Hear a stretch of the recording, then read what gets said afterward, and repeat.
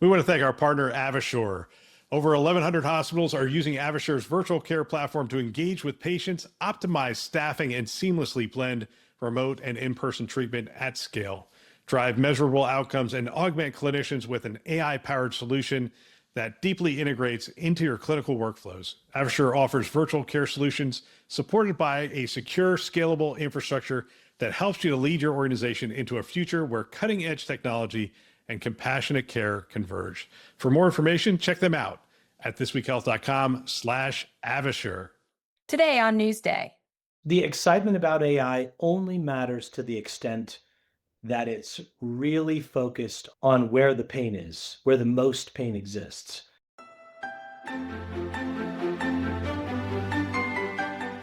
I'm Sarah Richardson, a former CIO and president of This Week Health's 229 Community Development, where we are dedicated to transforming healthcare one connection at a time.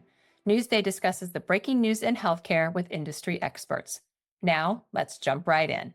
Welcome to Newsday, where I'm joined by Jacob Hansen, Chief Product and Technology Officer at AvaSure, a leader in virtual care solutions that enhance patient safety and clinical efficiency. Known for their innovative telesitter and telenurse platforms, AvaSure helps hospitals and health systems scale care, reduce staff burden, and improve outcomes through continuous virtual monitoring and support. Jacob, welcome back to the show. Thanks so much for having me. Excited to be here. Yeah, we just finished up summits in Napa where AvaSure was present, so it's always good to see you and the team. And thanks again for covering the news with us as well. Yeah, I really enjoy these chats, so looking forward to it. Good. Well, let's jump right in. One of the first articles we're going to cover is how journey teams have transformed IT at Ochsner Health. And this is really about how it revamped its IT approach by launching these journey teams that are focused on specific clinical and operational goals. And it shifted from the siloed departments to cross-functional teams, where these teams are integrating IT, clinical, and business expertise to co-design rapidly deploy solutions aimed at achieving measurable outcomes, which is right up your alley. I'd love to hear your perspective on this one. Yeah, I was really excited about what I saw in this article and what we're seeing from what Ochsner is doing, especially because as a health tech vendor, it's easy to get into a little bit of a roadblock at some point if you start down a process where you're with a siloed team, not a cross-functional team. There's been a lot of pilot and test activity, trial activity in the market, and a lot of those have been driven by one function that's wanting to solve a very specific problem that may not be aware of other problems that other functions are trying to solve. So I think it's just really refreshing. And I should also add, I'm a product guy by background. And so product people, we love this concept of journey mapping, where you're deeply focused on user personas, jobs to be done that they're trying to solve for, and a cross-functional approach to what that outcome looks like for the patient. So I just think it's fantastic. And if this trend were to take shape, I think it would yield a lot of progress in healthcare in a very short period. We have conversations often with CIOs and health systems that really put that human-centered design aspect at the forefront, Jacob, where it really is about what value it's going to deliver to the patient at the end of the day, but also making sure that there's some consolidation and also clinical perspectives that are part of that overall ecosystem. When you go into an engagement with a potential health system, how do those things thoughtfully come together in your planning? We use what's called our virtual care maturity model. So for us, maturity modeling is all about a mindful, continuous improvement oriented process for change in clinical environments. For us, the staff, but then for staff, the patients, is top of mind in how that change is navigated. And what you never want to see when you're in a health tech vendor's shoes is a situation where innovation is happening for technology's sake. Oh, we want to try this new shiny thing. Because it's harder to measure outcomes in that setting where it's attached to a technology that's interesting as opposed to a specific problem that you're trying to solve. Our maturity model at AvaSure is aligned to this notion of journey mapping quite well, because the care team's experience and the patients should iteratively be improving as you grow in maturity when it comes to deploying virtual care over time. How are you finding that having multiple champions or influencers within an organization is accelerating some of that either coming together of not just thinking about it as a pilot, but really as a way that we do business inside our health system that delivers these results, as an example? So we're seeing more and more organizations coming together where I wouldn't say it's buying by committee, rather committees that have influence together on outcomes, especially with virtual care platforms where you could have a CIO, CMO, CNO, CMIO, you could have VP of clinical applications. All of these players have a vested interest in the outcomes, especially with you think about layered use cases on top of a singular audio, video, AI platform. Everybody's got to lean in. And prioritization and phasing of the way you deploy it across those is everything, especially because then maybe it's an adjacency, but the CFO is the one looking at the KPIs that come from all of these different buying interests and saying, is this solution delivering what you expected, yes or no? And how do we validate and then justify what we're spending?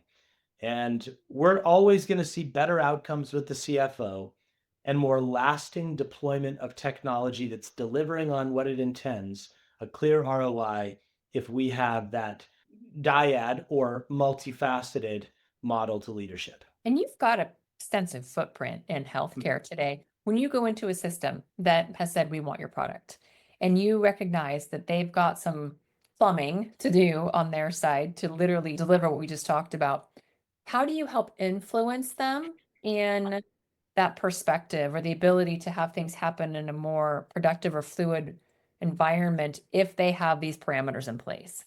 I'd love to say we're just perfect at that.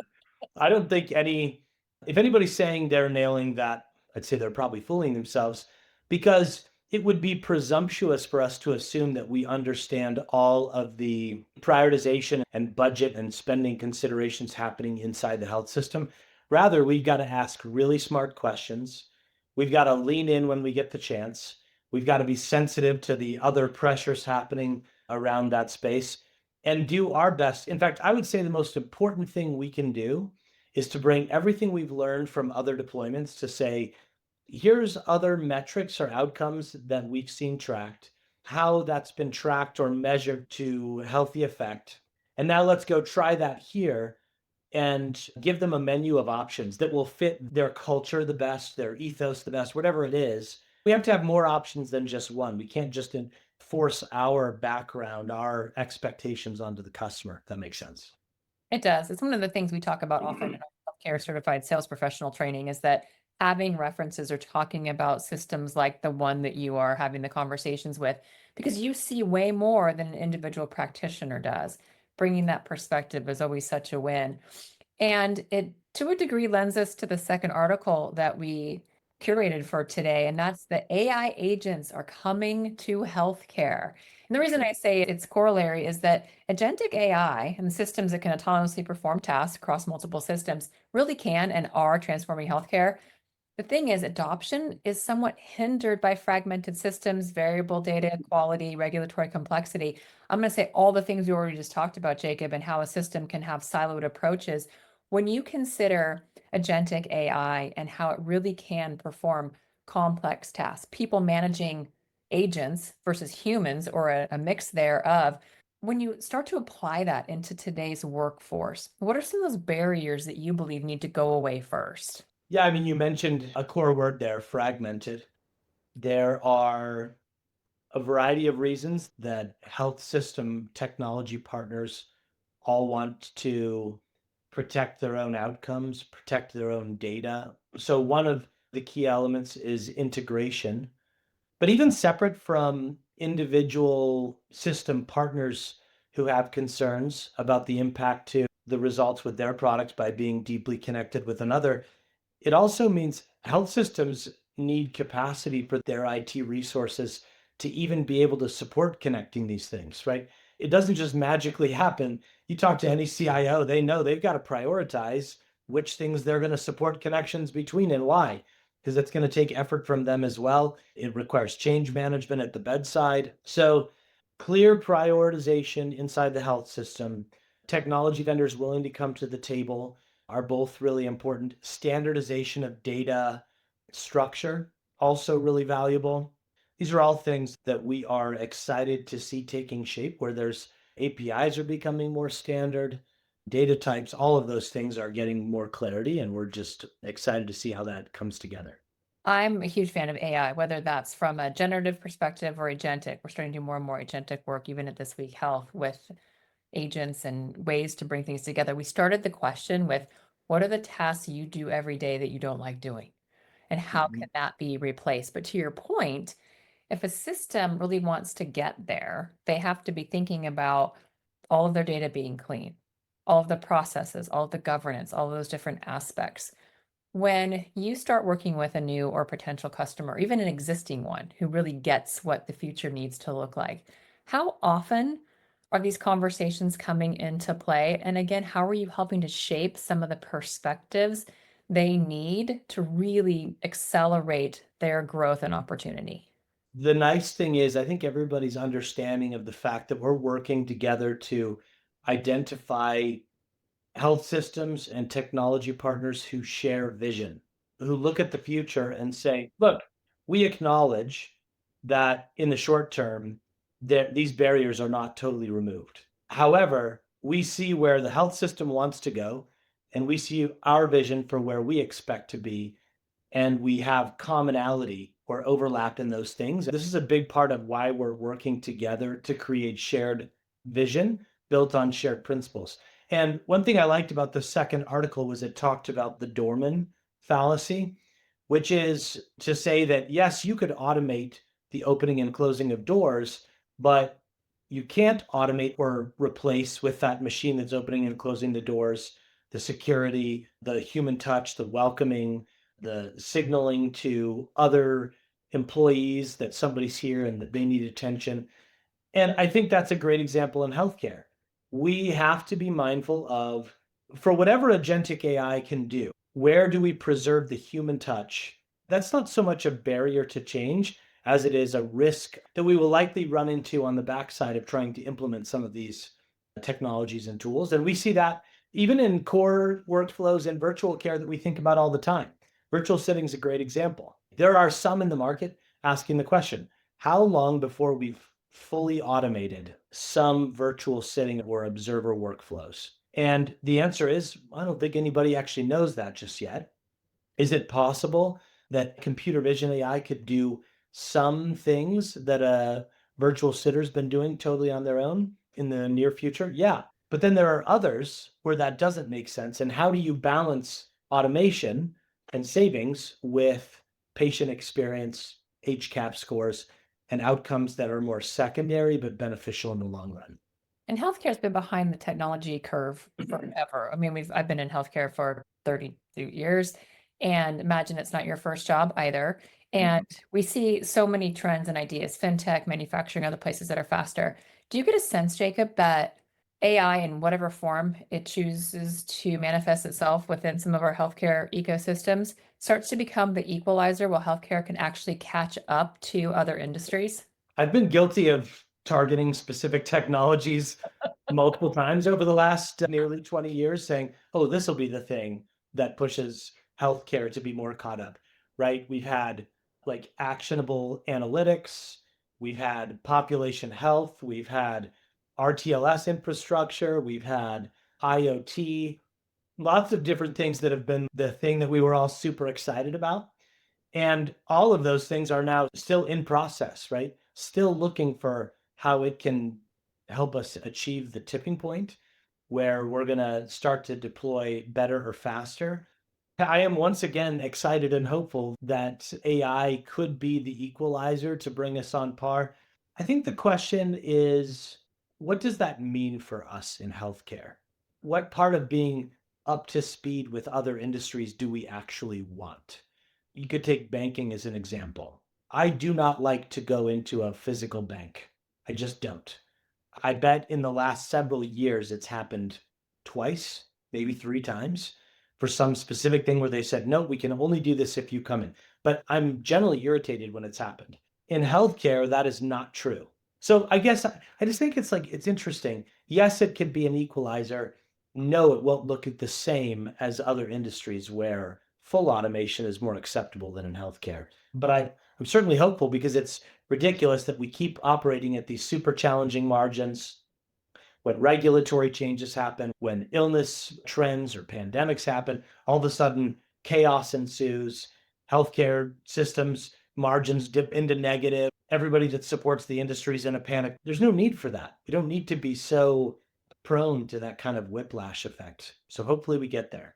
And healthcare is very much an on-demand space when you think about it. And so if the tourism aspect of on-demand is that we can get whatever we want whenever we need it, then minus some of your preventative measures, you really want to have that immediate access or the human the second you find out something that needs to be treated. And I don't believe that's going to be a place where we replace that human aspect. Like, yes, you want all the research information available to you from whatever source it's coming from, but you still want that conversation with a person, especially if you're scared or you have something that's happened where you don't really know what next steps could or should be. That's when the human is going to be such an important aspect of it. But all the background stuff, all of the getting there, as I like to call it, takes us to our third article. A bridge raises 150 million Series C to scale generative AI for clinicians. A bridge, like AvaSure, is a partner with us, and they recently secured 150 million Series C. This is accelerating their use of generative AI in clinical documentation. They're focusing on solving one of the most painful bottlenecks for care teams, clinical note-taking, by generating accurate summaries from provider-patient conversations. Have you been to a physician who is using ambient technology yet? And what was your I experience? have. Yeah? Yeah, I mean, I've been to several of them. Depending on the physician, it's a little interesting. I've been to one where they always ask permission, they click go. And in one case, the physician was very clearly talking to the AI using super clinical language, and it was almost as if I wasn't there. Versus other cases where they've turned it on and we're having an interaction and AI is just listening. I think it's going to take some practice for clinical users to get comfortable with that. I really like seeing this news about a bridge, and we have active, interesting conversations going with a variety of parties in the ambient clinical documentation space. And this ties this article and the last one about agentic AI together. The excitement about AI only matters to the extent that it's really focused on where the pain is, where the most pain exists. I worked nurse call for a while. A lot of nurses would be asking, you have a microphone in the room. Why can't it just listen to what I'm doing and how I'm talking to the patient? And the fact is, technology's had to come a long way in support of what all these different entities are doing. But this one, clinical documentation, is just top of mind. It is one of the core pain points that ties to staff productivity at the end of the day with documentation and EHR. I worked with a gentleman at my last role, and if he listens to this, he'll know, and I always give him street cred for his name's David Jim Bruno, who says, rule number one, follow the money. Rule number two, see rule number one. To your point, where are the ideas really gaining steam organizationally and making a difference? So doing ambient listening for the sake of having ambient listening, not as much of a win. I've heard organizations talk about it can be harder to quantify a widespread adoption of the ambient listening because what if it's only reducing burden? And I think, oh my gosh, did you just say that? Because my 2 cents is this is the first time in 20 years that physicians are actually excited about some of the technology we're providing them in terms of when they're visiting with the patient or some of their after hours activity.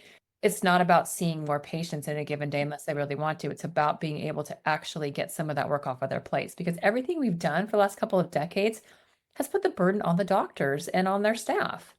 This is actually a space that starts to ameliorate some of that, because nurses a lot of times are the last one in the mix of some of those activities. And now you're bringing in multiple platforms and opportunities for clinicians to have telesitting as an example and to have ambient listening. These pieces continue to come together. You think about what the future looks like for that nurse, that PA, that physician. It's pretty remarkable. It's the reason we're so excited about the varying models that we've invested in our platform. 9 computer vision models, 1 ambient listening. We're going to be moving into Gen AI with our analytics platform. So long as we're being clear about where the data goes, who it's supporting, what steps it's removing, there's so much opportunity to make it better, to make a difference. And we see a lot of that today There's a camera there in the room, a microphone.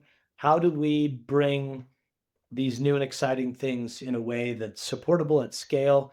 There's nothing worse than teams getting the courage up to try something like this, and then they go to solve a problem and the technology falls down. So we've all got to work together to be ready to do it at scale, to do it in a way that the clinicians will trust the technology. It's a big ask to take something for the way it's been happening and to say, oh, jump into this new way of doing things and trust us, it's going to work. You can't have a swing and a miss. That incrementalism is what builds that trust and the foundation to Yep. try new and more things. When you do go into business with a new health system or you try out new products, what approach in that incrementalism is working best? Is it part of the suite and then more and more of the suite of offerings, or how are you seeing the greatest adoption actually occurring? I'd say two things. One, transparency, clarity about what you're deploying, what stage in its life cycle that thing is in. And two is, to your point, phasing or layering, tiering of what's being deployed. So starting with something that's really rock solid, like virtual sitting is an example, it's producing an ROI. In essence, it can fund what's next. So build the foundation on something that's known and trusted, not on the risky or the super innovative first. I get the excitement to start to deploy those things fast, but the innovative side of things will always go better if it's building on tech that the team trusts. So that's the number one thing we're looking for. And that goes back to that maturity model that we were talking about. Start with something that you can drive, the proven side of things, and push from there to go beyond that with all sorts of interesting things on the heels of it. And in some of our research for these articles, it noted that clinicians are watching, and if we relieve their burden, it'll grow trust from the inside out. I also want to throw out there the patients are watching, and they're especially watching if they're the one in that bed, and the technologies are coming to them to help their caregivers. That's always the aspect I say, yes, think about everything that's happening in your clinician ecosystem and your organizations. Always also lead with that patient lens because they're ideally also the ones benefiting from all of these new technologies that are advancing so rapidly. Yeah, agreed. We worked really hard to make sure that we're really clearly aligning to staff with trust that by staying so focused on staff members' needs and outcomes, that the patient and the patient needs will align to that and follow it. That's probably also tied to the fact that that's a big change for companies like ours that have been focused on the staff for a long time. And I think something that we're going to have to work at to be better at paying attention to both staff and patient outcomes. So, in general closing, I have to ask, as a patient, what are the two things you are most looking forward to in terms of what technology is bringing forward today? What do you want to be true? As a patient, I've been a patient in an inpatient acute setting 4 times. I've got a very cool fake hip that I love. And I would say, as a patient, the thing I'm the most excited about is alleviating the tension between patients who want to be well informed and who want to align to the things they should be doing, but feeling uncomfortable with interrupting staff because of how busy and how crazy things are for staff in the inpatient setting.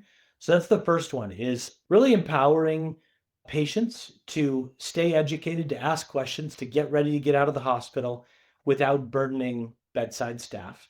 And we can do that with digital assistance through ambient listening.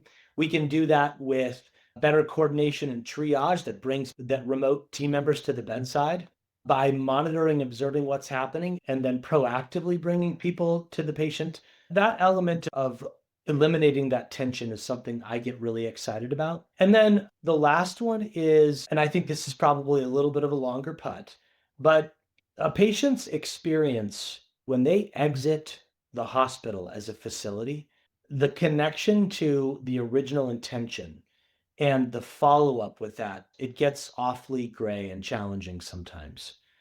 So the arc of patient rehabilitation and the opportunity that we have to use AI to monitor their progress without having to set up new appointments or have somebody come back to reduce readmissions.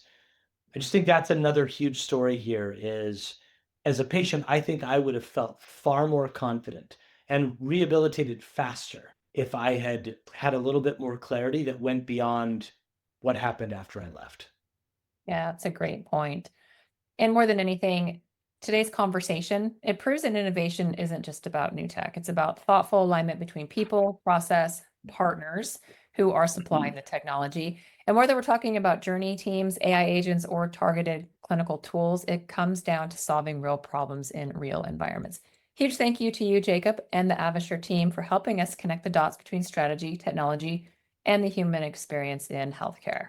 Thanks for having me. Thanks for listening to Newsday. A lot's happening in our industry.